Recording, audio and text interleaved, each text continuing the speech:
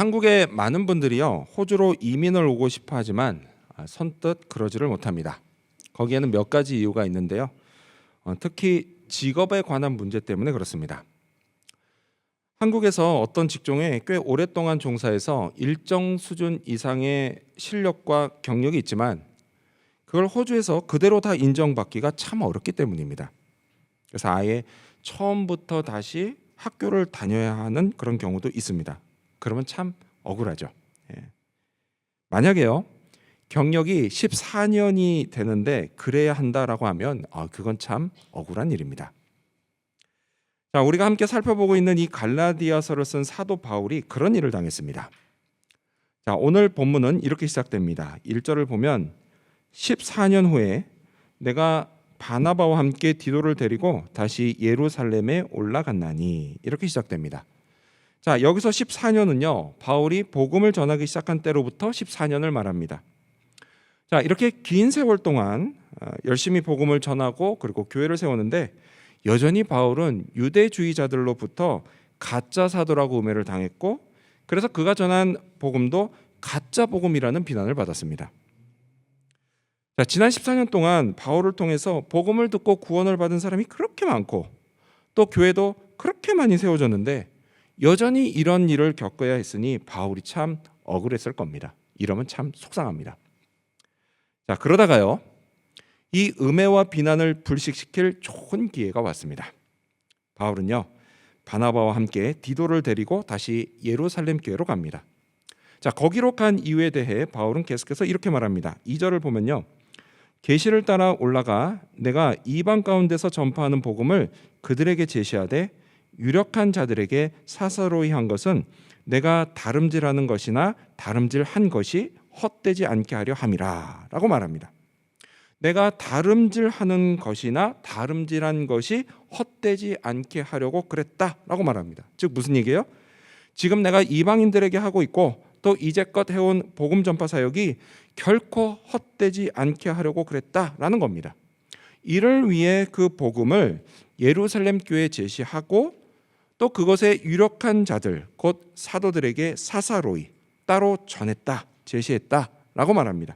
이를 통해서 예루살렘 교회의 인증을 받은 겁니다. 자, 하지만 여러분 바울이 이렇게까지 한 본질적인 이유, 그 본질적인 이유는 사도들의 인증을 통해서 자기가 옳다는 걸 인증받기 위해서가 아니었습니다. 여러분 바울의 사도성과 그리고 그가 전한 복음의 진정성은 주님이 인정해 주시고 그리고 또 열매를 통해서 그게 확증되는 겁니다. 자, 그런데도 굳이 그렇게까지 한 이유는 다 바울이 복음을 듣고 믿어 구원을 받은 사람들 그들을 위한 것이었습니다. 바울이요 이런 중요한 말을 합니다. 5절을 보면요 이는 복음의 진리가 항상 너희 가운데 있게 하려 함이라 라고 말을 합니다. 자, 이 말은 바꿔 말해 갈라디아 교회 교인들이 항상 복음의 진리 가운데 있게 하기 위해서다라는 겁니다. 또 복음의 진리를 따라 살게 하기 위해서다라는 겁니다. 그렇습니다.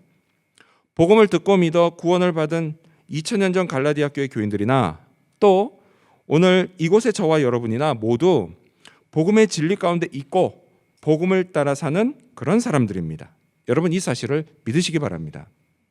자, 그렇다면요 오늘은 갈라디아 2장을 통해서 복음의 진리 가운데 있는 자에 관해 좀 더 알아보고자 합니다. 저와 여러분은 과연 어떤 사람들일까요? 또한 우리에게 주어진 것은 과연 무엇일까요? 이를 살펴보면서 오늘 우리가 얻어야 할 교훈을 알아보고자 합니다. 먼저 첫 번째로 복음의 진리 가운데 있는 자는 자유를 가진 자입니다. 먼저 첫 번째로 복음의 진리 가운데 있는 자는 자유를 가진 자입니다. 자, 바울은요 사도들에게 갈 때 디도를 데리고 갑니다. 자, 그런데 거기에는 특별한 이유가 있어요. 자, 디도는요 바울을 통해서 복음을 듣고 거듭난 사람입니다. 이 디도라고 하는 이름의 뜻이 뭐냐면요 공경하다, 충성하다예요. 그래서 이 이름의 뜻대로요 거듭난 디도는 하나님을 경외하고 주님께 충성하는 복음의 일꾼이 됐습니다. 그는 바울에게 열심히 배웠습니다. 그리고 또 바울의 사역을 열심히 도왔습니다. 자, 그래서 훗날 디도는 고린도 교회에서 목회를 하게 됩니다. 또 그리고 그 후에는 그레데 교회에서도 목회를 하게 됩니다. 바울이요, 이 디도를 얼마나 아끼고 사랑했는지 디도를 뭐라고 부른지 아십니까? 디도서를 보면 디도를 나의 참 아들 디도라고 부를 정도였습니다. 그만큼 아끼고 사랑했습니다. 자, 아무튼 중요한 건요, 이 디도가 유대인이 아니었다라는 겁니다. 디도는요, 헬라인으로 이방인이었습니다. 자, 따라서 그런 디도는 이방인도 믿음으로 구원을 받을 수 있다, 이걸 보여주는 좋은 샘플이었습니다. 디도가 받은 구원, 그건 오직 바울이 전해준 복음을 듣고 받은 것이었습니다. 자, 이런 디도에게 무언중에 또는 직접적으로 가해지는 압박이 있었습니다. 그게 뭐냐면 바로 할례를 받아야 된다라는 겁니다. 할례. 여러분, 할례 뭔지 다 아시죠? 여러분, 할례는요, 유대인들이 아주 오래전부터 자기들이 하나님의 선민이라는 걸 상징하는 행위였습니다. 그리고 또 이게요, 율법을 대표하는 행위였어요. 유대주의자들은요, 갈라디아 교회 교인들에게 믿음만으로는 안 되고 부족하고 할례도 받아야 한다, 이렇게 가르쳤습니다. 자, 그런데 그들이요, 그 유대주의자들이 그렇게 말하면서 예루살렘의 사도들도 그렇게 가르칠 거야 라고 말했던 것 같아요. 그래서 이 말에 이제 갈라디아 교회 교인들이 또 속아 넘어갔습니다. 자, 그래서 바울은요, 그게 틀렸다라는 것을 확실히 하기 위해서 디도를 데리고 사도들에게 갔던 겁니다. 우리 3절, 여러분 성경 보시면서 같이 읽겠습니다. 3절 시작. 그러나 나와 함께 있는 헬라인 디도까지도 억지로 할례를 받게 하지 아니하였으니. 아멘. 그랬습니다. 예루살렘의 사도들은요, 디도를 억지로 할례를 받게 하지 않았습니다. 왜요? 믿음만으로 족하기 때문이에요. 믿음에 또 어떤 행위를 더할 필요가 없고 더해서도 안 되기 때문이에요. 구원은 오직 믿음으로 받습니다. 여러분, 우리가 이 진리를 잊지 말아야 합니다. 물론 우리는요, 착하게 살아야 돼요. 착하게 살아야 돼요. 그리고 또 성경 말씀을 지키면서 살아야 됩니다. 하지만 여러분, 그렇다고 해서요, 그게 우리를 구원하는 건 결코 아닙니다. 여러분, 구원은 오직 뭐로 받아요? 믿음으로 받습니다. 여러분, 착하게 살고 또 성경 말씀을 따라 사는 건요, 구원받은 결과로 따라오는 자연스러운 삶의 모습인 거예요. 그걸로 구원받는 게 아닙니다. 자, 아무튼 이렇게 디도를 통해서 사도들은 바울이 전한 복음이 맞다는 걸 인정했습니다. 그리고 반대로 할례도 받아야 한다라고 하는 유대주의자들의 주장이 틀렸다는 것도 보여줬습니다. 바울은요, 유대주의자들이 교인들에게 할례를 받아야 한다고 주장하는 이유를 이렇게 말합니다. 이어서 4절, 여러분 성경 보시면서 읽겠습니다. 4절 시작. 이는 가만히 들어온 거짓 형제들 때문이라. 그들이 가만히 들어온 것은 그리스도 예수 안에서 우리가 가진 자유를 엿보고 우리를 종으로 삼고자 함이로되. 자, 그 이유를 뭐라고 하죠? 그리스도 예수 안에서 우리가 가지고 있는 자유를 엿보고 우리를 종으로 만들려고 하기 때문이다 라고 했습니다. 여러분, 자유를 엿본다고 하는 건요, 그냥 힐끔 이렇게 쳐다본다, 이런 뜻이 아니에요. 여러분, 이거는요, 빼앗으려고 노려본다, 이런 뜻이에요. 빼앗으려고 노린다는 거예요. 여러분, 하나님은요, 예수 그리스도를 나의 구원자로 믿는 사람에게 자유를 주십니다. 무엇으로부터의 자유예요?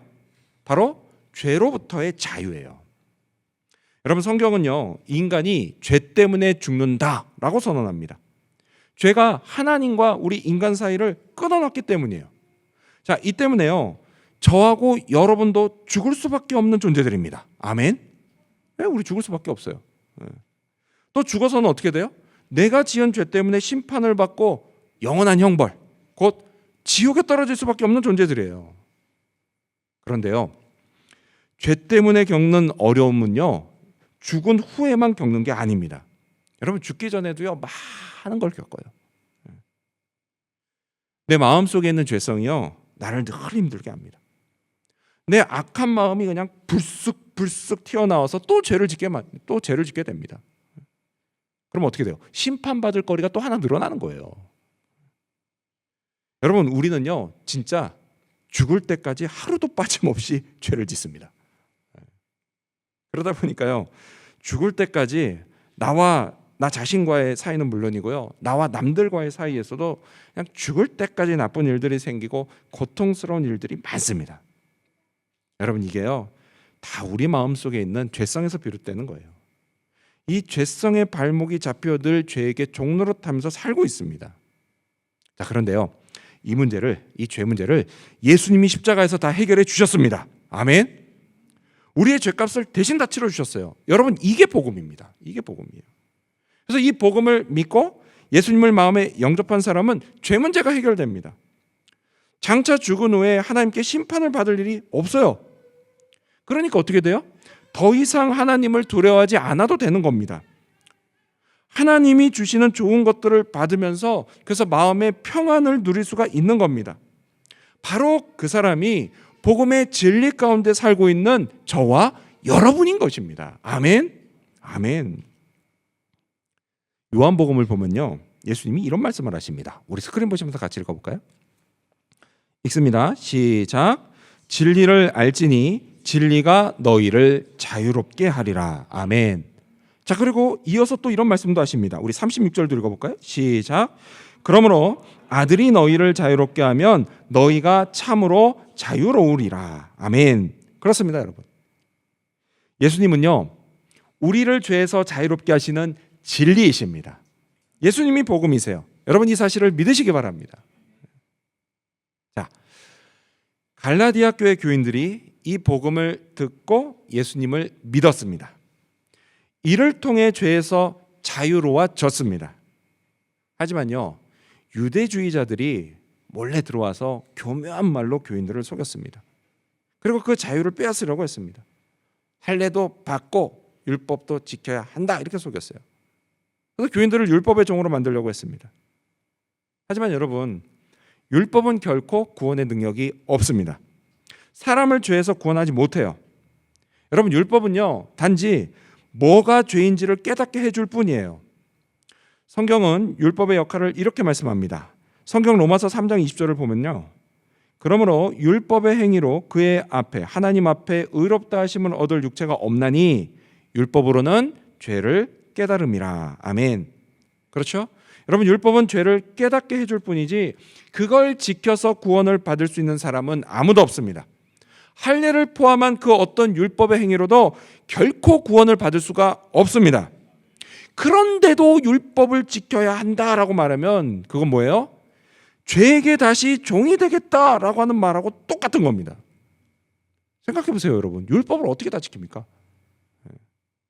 인간은요, 율법을 또 어길 수밖에 없습니다. 결코 다 지킬 수가 없어요. 또 여러분, 아니 어떻게 인간이 항상 착하게만 삽니까? 아무리 착하게 살려고 아무리 잘하려고 해도요, 또 누군가에게 나쁜 짓을 하고 맙니다. 그게 인간이에요. 여러분, 인간은요, 죄의 종의 상태에서 영원히 벗어날 수가 없습니다. 그런데 이런 우리를 불쌍히 여기셔서 하나님이 큰 은혜를 베푸시고 우리가 죄에서 건짐을 받았다라는 거예요. 여러분, 이렇게 건짐을 받았는데 다시 죄에게 종이 되겠다라고 하면 그건 참 어리석은 짓입니다. 지금 바울이 그걸 말하고 있는 거예요.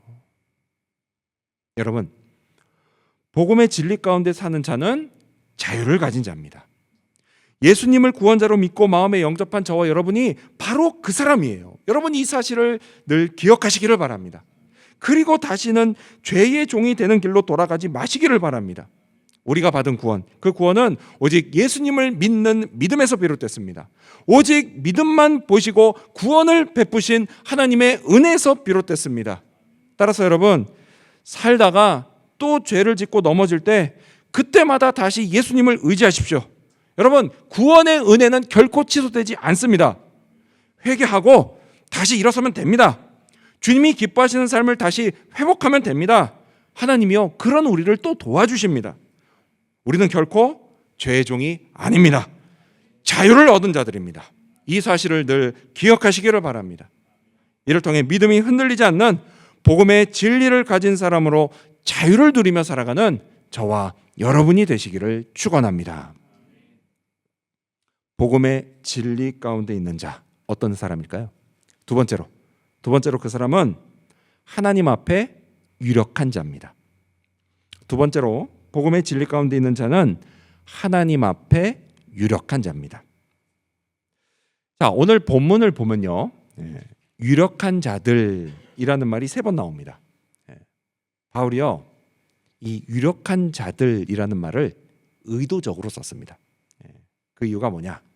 그거는요, 유대주의자들이 갈라디아 교인들한테 바울이 가짜 사도야라고 비난하면서 뭐라고 했냐면 예루살렘 교회 사도들은 유력한 자들이야, 이렇게 말했던 것 같아요. 그래서 이런 말을 의도적으로 씁니다. 이 말에 교인들이 속아 넘어간 거거든요. 유력한 자들, 이 말에. 자, 그래서 바울은 교인들을 일깨우기 위해서 일부러 유력한 자들이라는 말을 사용했습니다. 3번 사용해요. 자, 먼저는 2절에 나옵니다. 2절을 보면요, 내가 이방 가운데서 전파하는 복음을 그들에게 제시하되 유력한 자들에게 사사로이 한 것은 이라고 합니다. 자, 예루살렘 교회 가서 유력한 자들인 사도들에게 복음을 사사로이 제시했다라고 말합니다. 이 사사로이가 무슨 의미냐면 따로 개인적으로 전했다, 이런 이야기예요. 그러니까 예루살렘 교회 공의회 같은 공적인 자리에서 제시를 했고, 또 그거 끝나고 따로 사도들 따로 만나서 개인적으로 또 다시 제시했다, 이런 이야기입니다. 참 열심히 했죠. 자, 어쨌든 이 말을 하면서 유력한 자들이라는 말을 사용합니다. 그리고 이 단어가 6절에서 또 나옵니다. 우리 6절은 여러분 성경 보시면서 읽겠습니다. 갈라디아서 2장 6절 시작. 유력하다는 이들 중에 본래 어떤 이들이든지 내게 상관이 없으며 하나님은 사람을 외모로 취하지 아니하시나니 저 유력한 이들은 내게 의무를 더하여 준 것이 없고. 자, 여기서 보면 여기 2번이 나와요. 반복돼서 사용합니다. 유력. 자, 그렇다면 여러분, 유력하다는 말이 무슨 뜻일까요? 이전에 개역 한글판 성경을 보면은 이게 유명하다, 유명한 자들, 이렇게 돼 있습니다. 자, 이 유력한이라는 건요, 헬라어로 도쿠신이란 단어인데요, 이거는 뭐뭐라고 여겨지는 이라는 뜻입니다. 자, 여기서는요, 예루살렘 교회뿐 아니라 갈라디아 교회들을 포함한 모든 교회 안에서 모두가 인정하는 명성과 권위를 갖고 있다고 여겨지는 사람, 그 사람을 가리킬 때 사용하는 말이었어요. 구체적으로 누구죠? 오늘 본문에 나온 사람, 베드로와 요한과 그리고 예수님의 동생 야고보 같은 예루살렘 교회의 사도들을 가리킵니다. 유력한 자들. 여러분, 사도는 아무나 할 수 있나요? 그렇지 않죠. 우리가 첫 시간에도 알아봤지만 사도는 예수님께 직접 가르침을 받은 사람들이었습니다. 또 부활하신 예수님을 목격한 사람들이기도 했습니다. 그리고 또 교회와 교인들을 위해서 누구보다도 애쓰고 수고한 사람들이에요. 그래서 모든 교인들에게 큰 영향력을 미치는 사람들입니다. 자, 이렇게 사도들은 유력하고 유명한 사람들이었습니다. 유대주의자들이 볼 때도 그랬고, 교인들이 볼 때도 그랬고, 사람의 눈으로 볼 때 분명 그렇게 보였습니다.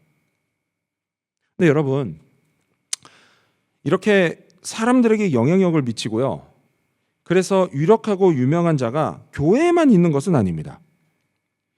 우리가 공부하고 일하면서 살아가는 세상에서도요, 우리가 유력한 자들을 만날 수가 있어요.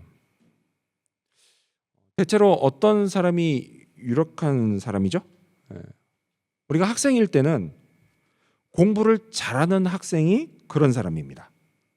그렇죠? 그리고 또 일할 때는 어때요? 내가 일하는 그 분야에서 특별히 일을 잘하는 사람이 그런 사람이에요.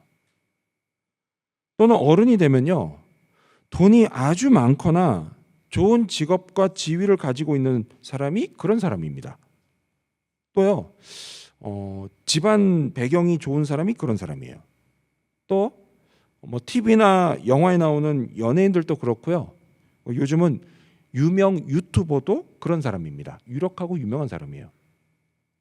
이런 사람들을 우리가 만날 수가 있어요, 살면서. 근데 여러분, 이런 유력한 사람이 내 앞에 있으면 기분이 어떤가요? 기분이 좋기도 하죠. 좋기도 하지만 한편으로는 나도 모르게 주눅이 들기도 합니다. 그래서 나도 모르게 그 사람하고 나를 비교하게 돼요. 그래서 그게 심해지면 어떻게 돼요? 비교의식에 빠져요. 그래서 신세를 한탄하게 됩니다. 자기가 참 못났다고 생각을 해요. 하지만 여러분, 그거는요, 어디까지나 사람의 눈으로 볼 때 그런 겁니다. 여러분, 우리가 정말 그렇게 별 볼 일 없고 또 무력하고 무명하기만 한 그런 사람들일까요? 그렇지가 않아요, 여러분. 그렇지가 않습니다. 여러분, 하나님은요, 우리를 결코 그런 눈으로 보지 않으십니다.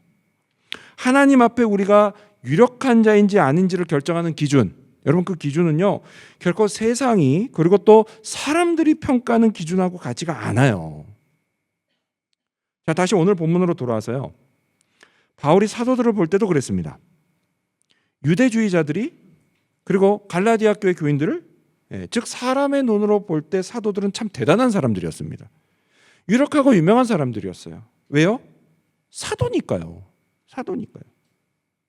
하지만 바울이 사도들을 보는 눈은 달랐습니다.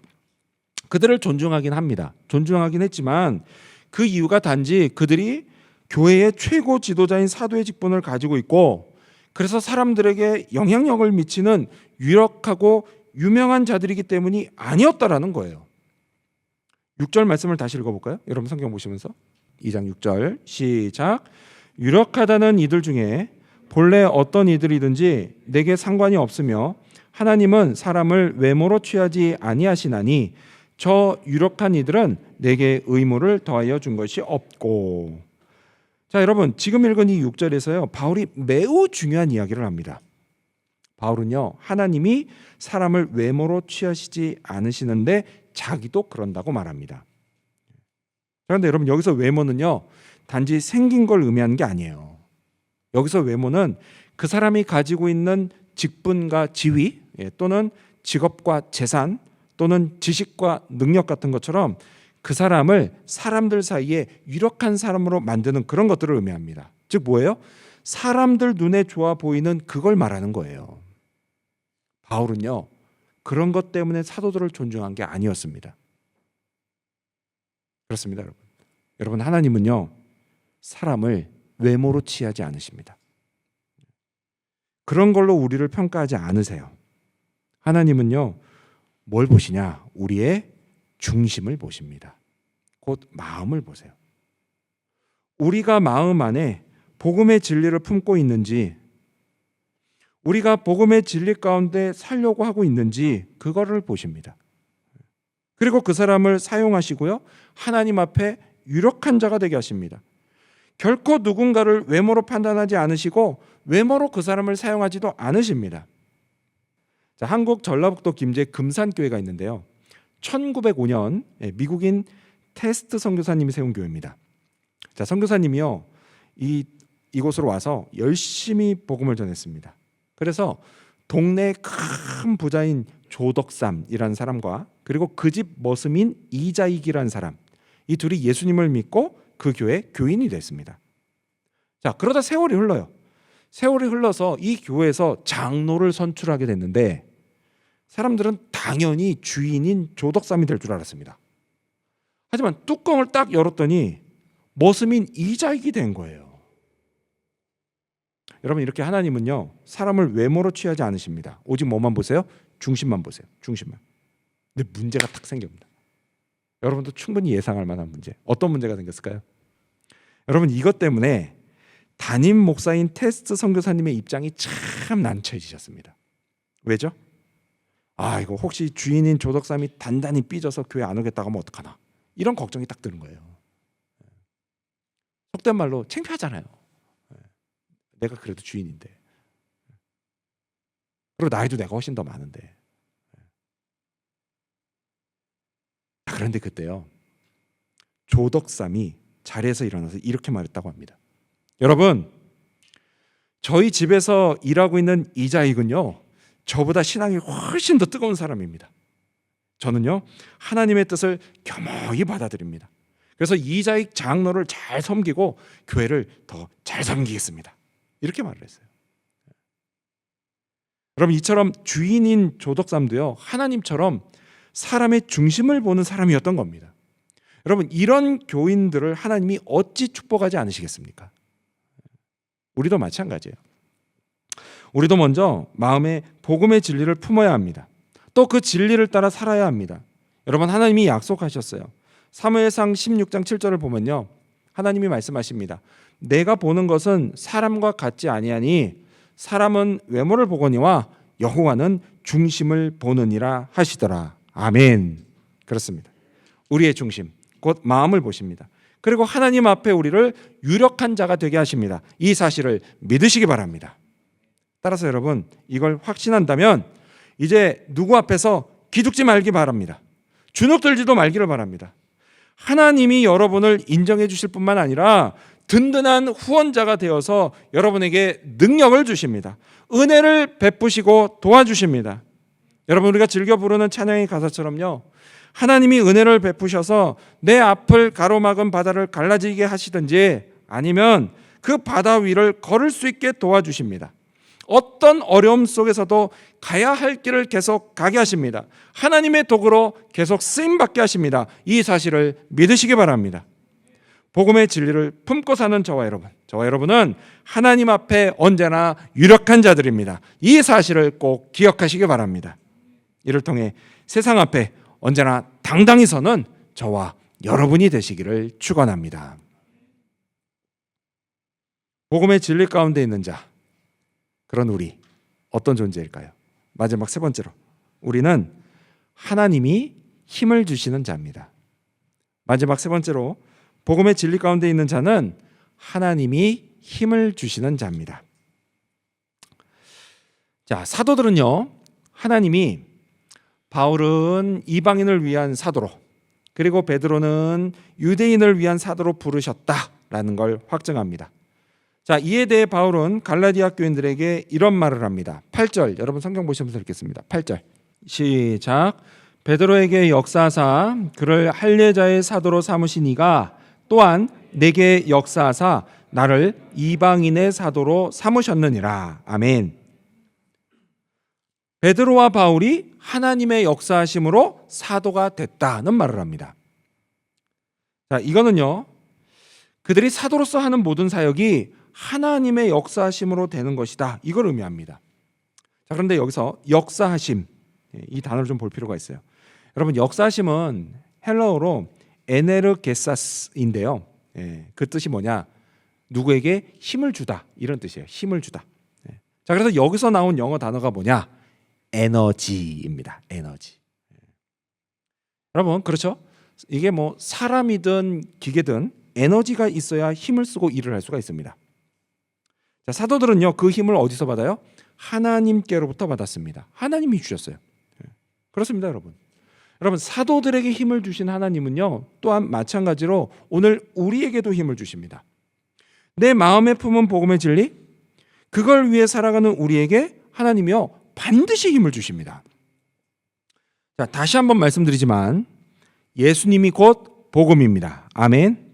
그래서요, 여러분, 우리가 예수님을 위해서 살아갈 때 그에 필요한 힘을 하나님이 주시는 거예요. 누군가에게 우리가 예수님을 전하라고 할 때 하나님이 용기를 주십니다. 또 살면서 부딪히는 많은 문제들 속에서 우리가 두려움을 느낄 때, 그때에도 우리가 예수님을 의지해서 기도하면 하나님이 견디고 이길 수 있는 힘을 주십니다. 우리 학생들, 공부하는 학생들, 여러분, 학생들은요, 공부하면서 참 괴로울 때가 많습니다. 이게 내가 공부를 왜 해야 하냐, 그런 생각이 들 때가 있어요. 그냥 놀기만 하면 참 좋은데, 학생이라 공부를 안 할 수는 없고 참 괴로울 겁니다. 하지만 우리 학생 여러분, 지금 여러분이 학생인 건요, 하나님이 여러분을 지금 학생으로 부르셨기 때문이에요. 그렇다면 어떻게 해야 돼요? 맡겨진 공부를 성실하게 하는 게 그게 참 좋은 일입니다. 하나님을 위한 일이에요. 따라서요, 공부하는 걸 좀 도와달라고 예수님의 이름을 부르며 기도하십시오. 그러면 하나님이 힘을 주십니다. 아멘. 또요, 시험 점수가 꼭 필요하면요, 그때도 예수님의 이름을 부르며 기도하고 마는 게 아니라 기도하고 열심히 공부하십시오. 그러면요, 하나님이 꼭 필요한 만큼 점수를 주실 겁니다. 아멘. 아멘. 자, 그리고 또 공부를 마치면 어떻게 돼요? 공부를 마치고 졸업하면 청년들은 사회로 나가게 됩니다. 직업을 선택하고요, 직장을 선택해야 돼요. 그런데요, 그때 나한테 어떤 제안이 들어옵니다. 제안이 들어오는데 그걸 받아들이면 내가 주인으로 섬기는 예수님이 기뻐하지 않으실 거라는 걸 알면, 그러면 어떻게 해야 돼요? 그게 아무리 좋아 보이는 제안이라고 해도요, 수락하지 말아야 합니다. 그러면 처음에는 손해보는 것 같지만요, 그런 여러분의 결단을 하나님이 알아주세요. 그래서 힘을 주십니다. 그 힘으로 주님이 기뻐하시는 일은 그런 새로운 일을 시작할 수 있게 해 주십니다. 그리고 그 일을 형통하게 해 주십니다. 또요, 일하시는 분들, 내가 지금 하고 있는 일이 너무 힘들게 느껴질 때가 있어요. 근데 일하면서 힘든 이유가 그게 일 자체 때문에 힘들 수도 있지만 나하고 같이 일하는 사람 때문에 힘들 수도 있습니다. 아니면 그 일을 하는 게 너무 싫어서, 일 자체가 싫어서 힘들고 어렵게 느껴질 때도 있어요. 그럼 어떤 마음이 듭니까? 하루라도 빨리 이 일을 그만두고 싶은 마음이 듭니다. 그런 생각만 들어요. 근데 여러분, 그럴 때도 하나님이 힘을 주세요. 물론 그렇다고요, 당장 옮길 수 있는 힘을 주신다 이런 의미는 아닙니다. 그런 의미는 아니고, 그런 힘들고 괴로운 일터에서의 상황을 견디고 그리고 또 이걸 지혜롭게 헤쳐나갈 수 있는 힘을 주신다는 거예요. 이럴 땐 반드시 예수님을 의지하며 기도하십시오. 그러면 주님이 여러분을 인도해 주십니다. 자, 그리고 또 가정에서도요, 하나님이 힘을 주세요.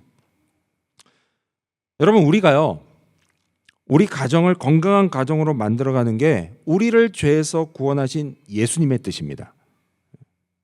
그것도 뭐예요? 복음의 진리를 따르는 삶이에요. 하지만 여러분, 현실적인 얘기를 좀 하자면 부부가 둘 다 연약한 인간입니다. 그래서 평소에는 그렇게 사랑해도요, 어쩌다 가끔 싸울 때가 있습니다. 근데 뭐 심하게 싸울 때도 있죠. 그렇죠? 근데 여러분 꼭 기억하세요. 부부가 아주 안 싸우고 사는 게 정상이라고 생각하면 절대 안 됩니다. 반대로요, 종종 싸우면서 사는 게 그게 정상이에요. 우리 싸울 때 보면은 남편들은 아내를 딱 보면서, 아내들은 남편들을 보면서 무슨 생각해요? 진짜 성질 되게 더럽네, 이런 생각을 합니다. 그렇죠? 근데 생각해 보세요. 성질 더러운 두 사람이 만나서 같이 사는데 어떻게 안 싸웁니까? 싸우는 게 정상이에요. 정상이에요. 하지만 여러분, 싸워도요, 이걸 꼭 기억하면서 싸우십시오. 내 아내는요, 또 내 남편은요, 하나님이 내게 짝지어 주신 하나님의 사람이라는 사실을 꼭 기억하셔야만 합니다. 싸우더라도. 예수님이요, 자기 목숨을 내어주신 소중한 사람이라는 거 꼭 그 사실을 기억하면서 싸워야 됩니다. 그래서 이걸 기억하고 있으면 어떻게 돼요? 내 아내를, 또 내 남편을 함부로 대할 수가 없는 거예요. 우리 어린 자녀들이요, 서로 싸우면서 성장합니다. 그렇죠? 어린 자녀들이 서로 싸우면서 성장하는 것처럼요, 부부도 싸우면서 서로 더 깊이 알아가게 되고요, 또 자기 인격도 성장하게 됩니다. 그러면서 조금씩 건강한 부부, 건강한 가정으로 지어져 가는 거예요. 하지만 여러분, 오해는 하지 마십시오. 그렇다고 해서 싸워도 된다 이런 말은 아닙니다. 싸움을 권장하는 얘기는 절대 아니에요. 그런 얘기는 아니고, 싸워도 뭐예요? 잘 싸우란 얘기예요. 이를 위해서 어떻게 해요? 서로의 인격을 존중하면서 싸우십시오. 뒷감당할 수 없는 말이나 행동은 하지 마십시오. 뭐 그럴 일은 없겠지만 뭐 집어던지지 마십시오. 되게 후회됩니다, 나중에. 하지 마시고, 여러분, 화난 감정이라고 하는 건요, 막 화가 나는 감정은 시간이 지나면 꼭 가라앉습니다. 서로 화해할 수 있는 기회가 꼭 와요. 그럼 그때 어떻게 해야 돼요? 여러분, 그때는요, 서로 미안하다고 말하면서 사과하십시오. 그런 부부를 하나님이 예뻐하십니다. 사과할 수 있도록 힘을 주세요. 또 건강한 가정을 만들어갈 수 있는 힘도 주십니다. 믿으시기 바랍니다. 끝으로 바울이 다른 편지인 에베소서에서 이런 고백을 합니다. 같이 읽어볼까요? 스크린 보시면서. 에베소서 3장 7절입니다. 시작. 이 복음을 위하여 그의 능력이 역사하시는 대로 내게 주신 하나님의 은혜의 선물을 따라 내가 일꾼이 되었노라. 아멘. 바울은요, 하나님이 능력, 곧 힘을 주셨다고 말합니다. 그 힘은 하나님의 은혜의 선물이었다라고 말합니다. 그렇습니다. 하나님은요, 오늘 저하고 여러분에게도 은혜의 선물로 힘을 주십니다. 여러분, 그 힘은요, 결코 우리가 어디 좀 잘나서 주시는 것도 아니고요, 우리가 뭘 좀 잘해서 주시는 것도 아닙니다. 그것과 상관없이 오직 은혜로 주십니다. 예수 그리스도의 십자가, 구원의 복음을 믿는 저와 여러분에게 은혜의 선물로 주시는 겁니다. 여러분 이 사실을 믿으시기 바랍니다. 따라서 여러분 지금 내 삶이 힘들고 어렵게 느껴지면 기도하십시오. 기도하세요. 예수님을 의지해서 기도하십시오. 하나님이 힘을 주십니다. 성령이 내 삶에 역사하십니다. 그러니 기죽지 말고 당당히 사시기 바랍니다. 잊지 마십시오. 우리는 하나님 앞에 유력한 자들입니다. 죄에서 자유함을 얻은 자들입니다. 넘어져도 얼마든지 다시 일어설 수 있는 자들입니다. 복음의 진리 가운데 살려고 하는 그런 우리의 인생을 하나님이 끝까지 책임져 주십니다. 이 사실도 믿으시기 바랍니다. 이러한 믿음으로 이번 한 주도 승리하는 삶을 살아가는 저와 여러분 그리고 우리 지구촌 교회 모든 성도님들이 되시기를 주님의 이름으로 축원합니다. 기도하겠습니다.